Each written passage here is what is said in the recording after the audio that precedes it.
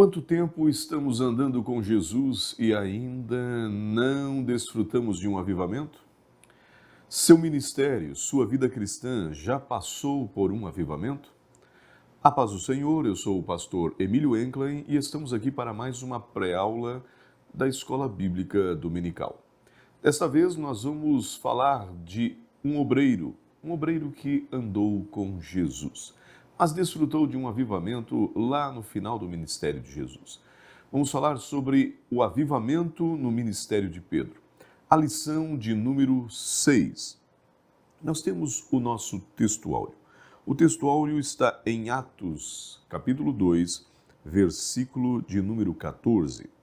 Pedro, porém, pondo-se em pé com os 11, levantou a voz e disse-lhe: Varões judeus e todos os que habitais em Jerusalém, seja-vos isto notório, e escutai as minhas palavras. A verdade prática inserida em nossa lição está aqui, dizendo o seguinte: a vida de um crente pode ser comparada entre o antes e o depois de um avivamento. Justamente o que aconteceu com nosso amigo e irmão Pedro. A leitura bíblica em classe. A leitura bíblica em classe está em Atos, do capítulo 2, que vai do versículo, são 10 versículos, 14 ao 24. Introduzindo a nossa lição. Quando o assunto é o apóstolo Pedro, eu me lembro do primeiro contato que ele teve com o Mestre, com Cristo. Jesus olha para ele quando André traz ele até Jesus e diz o seguinte, João 1:42. E olhando Jesus para ele disse: Tu és Simão, filho de Jonas. Tu serás Cefas, que quer dizer Pedro. Jesus estava falando, estava predizendo a transformação que haveria de acontecer na vida de Pedro. Jesus, ao vê-lo, já vê aquele homem no futuro transformado. E pasmem, meus irmãos, professores da escola dominical, alunos, durante todo o tempo em que Pedro esteve ao lado de Jesus, ele foi Simão. Era o Simão sendo Simão. Ou seja, não passou por nenhuma transformação. Percebe-se isso por suas ações? Impulsivo, descontrolado e de duplo ânimo. Mesmo depois da ressurreição, Jesus o chamou de Simão novamente. E todas as vezes que Jesus o chamou de Simão, Jesus estava lembrando da natureza de Pedro. Pedro sabia disso, Pedro sentia isso. Mas depois do Pentecoste, um novo homem, um novo comportamento, transformado, cheio de Deus, revestido do poder do alto, e com isso podemos aprender muito, mas muito mesmo com esse personagem bíblico. Vamos então para o subsídio do tópico de número 1. Olha o que diz. Pedro antes do Pentecostes. A primeira parte diz o seguinte, ou o primeiro ponto, as duas atitudes de Pedro.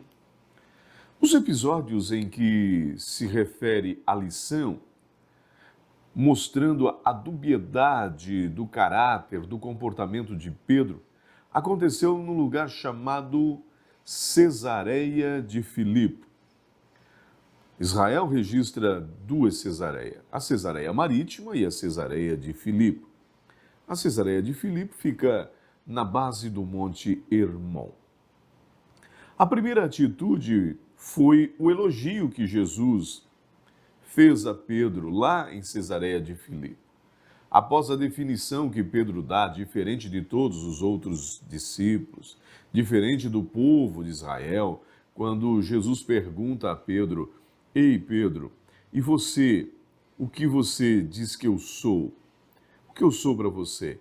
E ele, cheio de alegria, e nesta hora recebe de fato uma revelação de Deus, Simão diz: Tu és o Cristo, o Filho do Deus vivo. Ele está dizendo: Tu és enviado por Deus, é o Filho de Deus.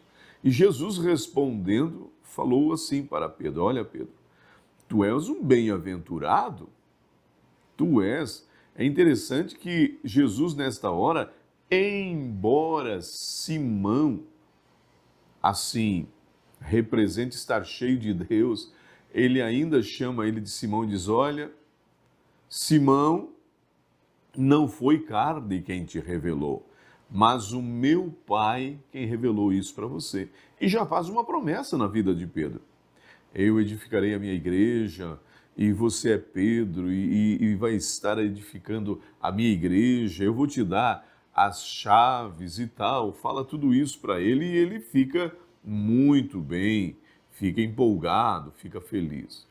Mas a segunda atitude foi uma reprovação de Jesus praticamente no mesmo ambiente onde ele recebe a renovação ou a revelação. Queridos, é aqui que a gente entende, que mostra quão fraco nós somos, quão limitado nós somos. Às vezes, no mesmo ambiente onde a gente recebe uma revelação de Deus, podemos também dar lugar ao inimigo, mostrando nossa fraqueza. Jesus informou Pedro e seus discípulos que era necessário ir a Jerusalém porque haveria de padecer. Ele teria que padecer, mas ressuscitaria ao terceiro dia. Pedro, tomado de um sentimento de defesa, chama Jesus à parte e diz para Jesus: para de falar isso. Você não pode falar essas coisas. Isso não vai acontecer com você, e repreende Jesus. Jesus repreende Pedro de forma impetuosa, dizendo: para trás de mim, Satanás. Olha, o mesmo Pedro que há pouco recebe uma revelação de Deus, parece que agora está sendo usado por Satanás. Então, nós precisamos entender que em nossa fraqueza, se não vigiarmos, poderemos de fato tomar atitudes assim. Deve ter sido um choque emocional muito grande para Pedro. Depois de uma revelação direta da parte de Deus, agora recebe uma repreensão tão grande que deixa ele desconfortável diante das pessoas e até mesmo diante de Jesus. Pedro quis agradar apenas ao seu mestre, mas é assim que muitas vezes nós, querendo agradar a Deus, acabamos pecando contra Deus. O ponto de número 2, Pedro nega Jesus 3 vezes. Para quem lê um pouquinho a Bíblia, e até as crianças da escola dominical sabem do que aconteceu.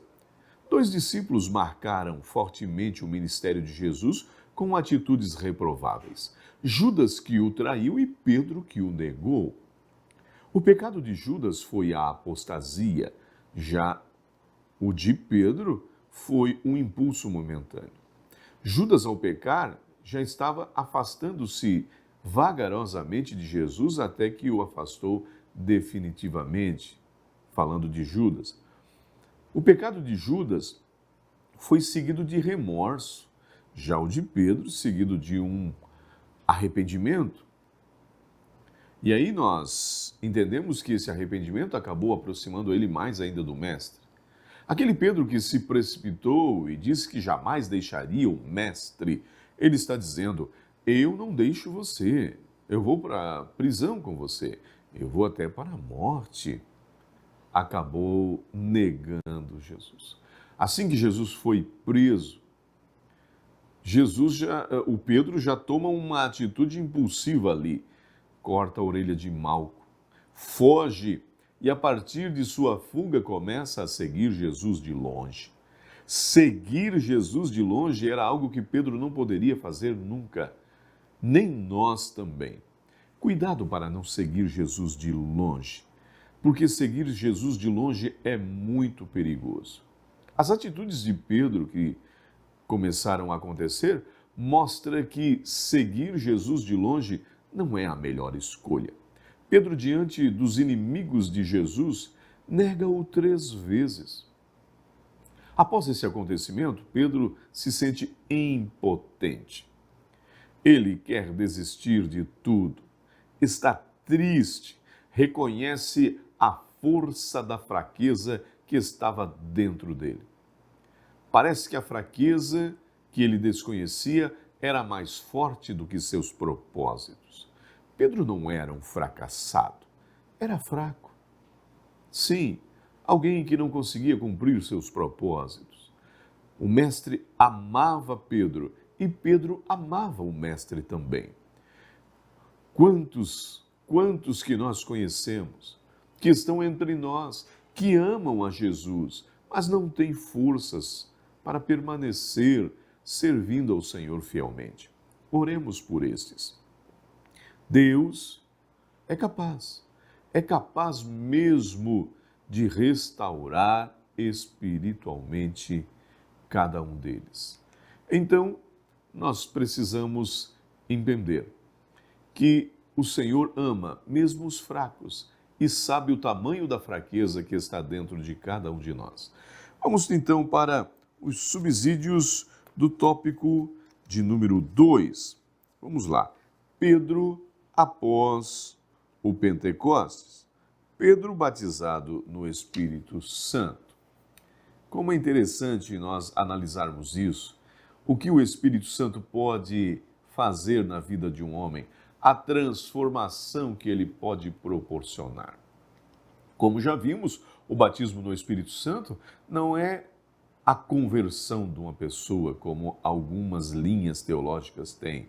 Não, é o poder sobrenatural de Deus que vem na vida do crente fiel, que toma a decisão de buscar ao Senhor, de buscar o Espírito Santo, para ser testemunha de Cristo de maneira diferenciada. Após ser batizado no Espírito Santo, Pedro foi transformado noutro homem. Agora é Pedro, não é mais Simão. Você não vai ver mais, a partir do Pentecoste, chamá-los ou sendo chamado de Simão. Agora ele é Pedro. Cumpriu-se o que Jesus falou em João 1:42. Ele é Pedro. Uma pequena pedra, um fagulho de pedra na construção da igreja. Aquele que teve tantos altos e baixos na sua vida, mesmo ao lado de Jesus, negou-o 3 vezes, revelou-se agora um Pedro cheio de graça, de unção, de poder de Deus após o Pentecostes. De fato, depois que alguém tem um encontro com Cristo, depois que alguém conhece a Jesus de verdade, jamais poderá ser da mesma forma. Jamais poderá continuar sendo aquele homem de natureza duvidosa, impulsiva. A velha natureza, sua vida de incredulidade e pecado acaba caindo por terra. Da mesma forma, quem recebe o batismo com o Espírito Santo experimenta uma mudança radical. Sim, uma vida espiritual nova e até mesmo uma vida emocional. O ponto de número 2, o subsídio para o ponto de número 2, nós vimos aqui Pedro e a cura do coxo. Quantas vezes Deus usou este homem? Sim, a ousadia, o medo é substituído pela ousadia. O avivamento que houve na Porta Formosa, o avivamento na vida de Pedro continuou, não parou no Pentecoste. Não é como aquele culto de domingo à noite que o crente se alegra, até pula, mas na segunda está desanimado. Não, Pedro estava muito feliz, cheio de Deus no Pentecoste, lá no cenáculo, mas ao sair de lá, o poder de Deus continua evidente em sua vida. Os dias que seguiram mostraram que Pedro permaneceu cheio do Espírito Santo. Quando ele foi ao templo, junto com João, ele foi à hora da oração, foi orar lá. Algumas pessoas haviam colocado ali um paralítico que há muitos anos estavam, faziam sempre colocou um paralítico de nascença ali para pedir esmola. Há um contraste muito grande. Uma porta formosa, linda, dourada e um paralítico ali pedindo esmola.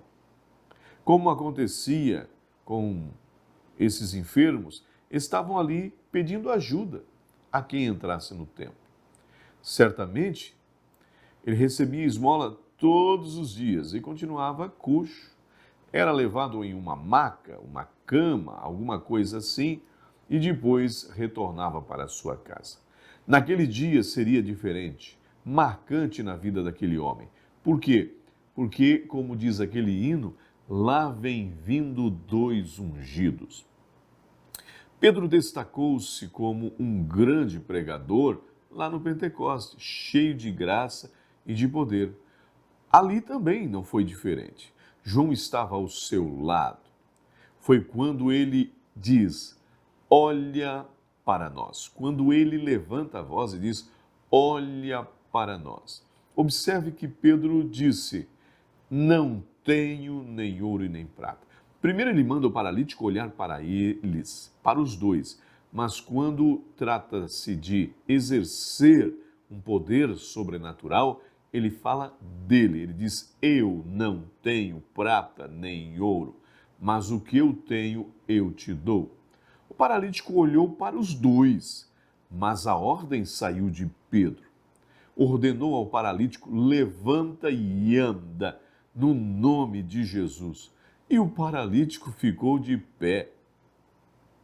Que coisa tremenda isso! Os que estavam no templo ficaram maravilhados. Nas proximidades e arredores estavam maravilhados ao ver um homem que há tantos anos dependia de outros e pedia esmola, agora está de pé glorificando, saltando e louvando a Deus. Houve uma revolta naquele lugar, é claro, por parte dos religiosos, mas uma coisa é verdade. Pedro aproveitou para pregar com autoridade e quase 5.000 almas se renderam aos pés de Jesus. Isso é homem transformado. Que coisa tremenda isso. O ponto de número 3. Pedro avivado em outras ocasiões. Pedro continua na unção do Espírito. Pedro continua no dinamismo do Espírito. Após a cura do coxo e a conversão de quase 5.000 almas, Pedro e João enfrentaram a fúria dos líderes religiosos da época.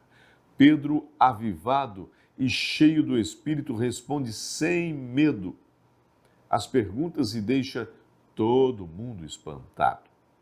O avivamento de Pedro não durou apenas naquele culto em que o paralítico foi curado.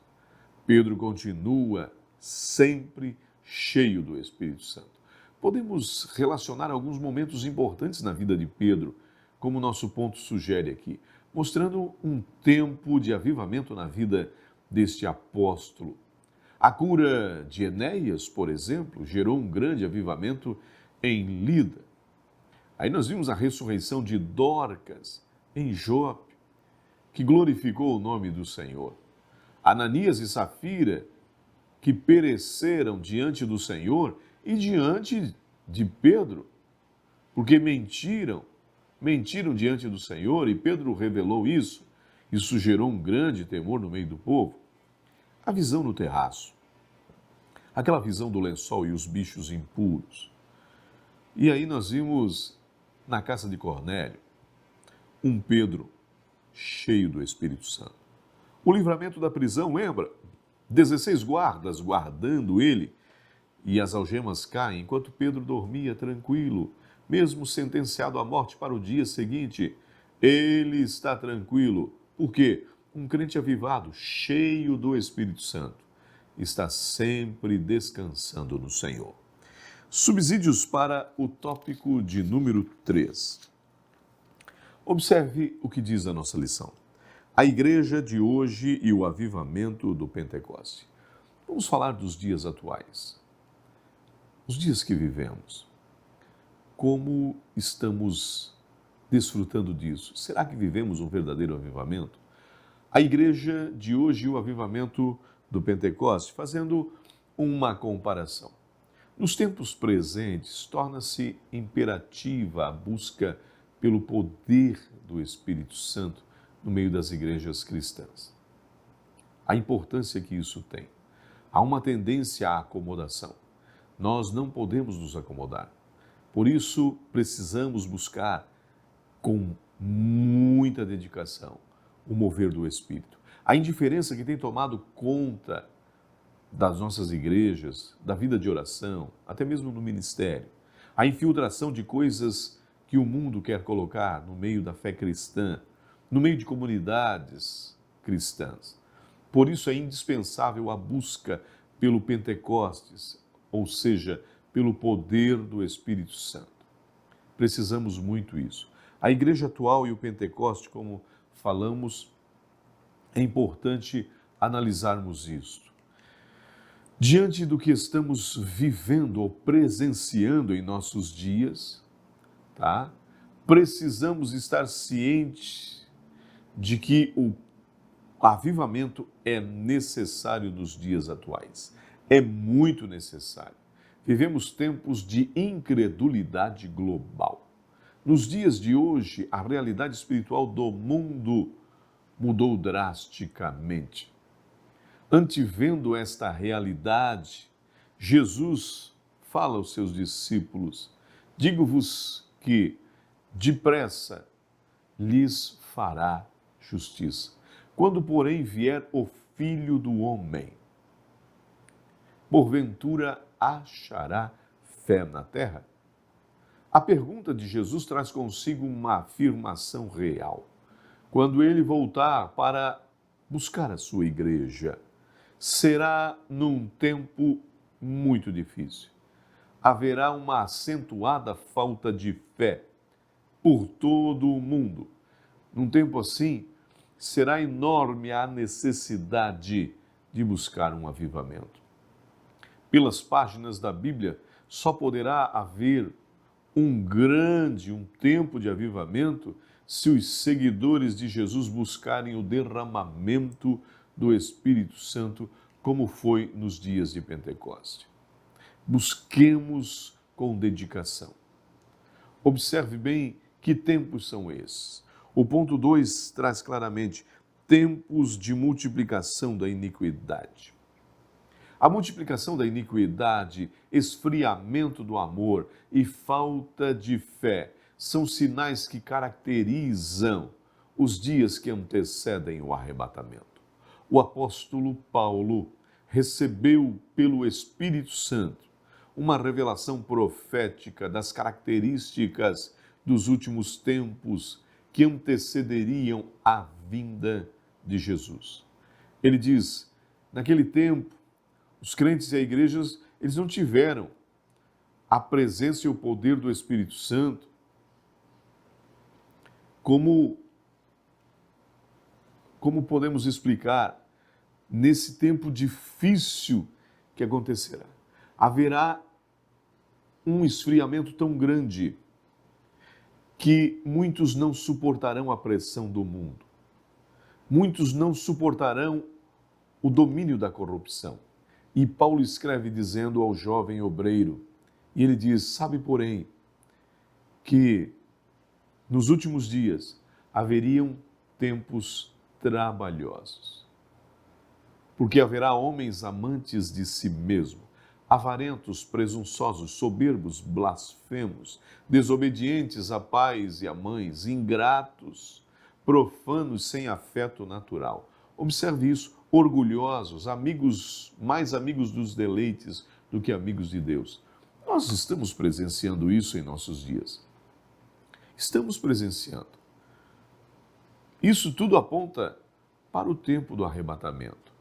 Por isso, o ponto 3 e último de nossa lição diz, a igreja será arrebatada. A igreja dos tempos em que antecedem a vinda de Cristo para o arrebatamento será formada por crentes salvos e lavados pelo sangue de Cristo, que foram avivados, cheios do Espírito Santo, obedientes e santificados. É uma igreja que foram comprados pelo sangue de Cristo.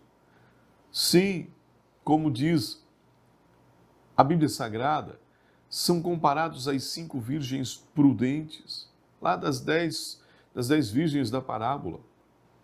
5 delas eram prudentes, as outras não. Mas as prudentes entraram para o gozo do seu Senhor. As prudentes, além de terem azeites, tinham uma reserva também. Ande sempre com uma reserva de azeite. Por quê? Porque o arrebatamento se aproxima. Nós precisamos saber que o arrebatamento se aproxima. Paulo remete a isso quando ele fala dos deveres dos maridos às esposas, e observe bem que a igreja de Cristo precisa ser santa, consagrada a Deus, e ele fala o seguinte: ela deve ser sem mácula, sem ruga, coisa semelhante, santa e irrepreensível. Que Deus nos ajude, que Deus nos fortaleça e que estejamos preparados para ouvir o chamado de Cristo no arrebatamento. Concluímos então a nossa lição dizendo o seguinte, que o que aconteceu na vida do apóstolo Pedro é uma prova indiscutível do que o Espírito Santo pode fazer, do que o avivamento pode fazer na vida de um cristão. Antes descontrolado, depois cheio do Espírito. O mesmo Deus que mudou a vida de Pedro pode mudar a vida do seu parente, a sua vida e daqueles que precisam também em nossos dias. Deus abençoe e até a próxima pré-aula em nome de Jesus.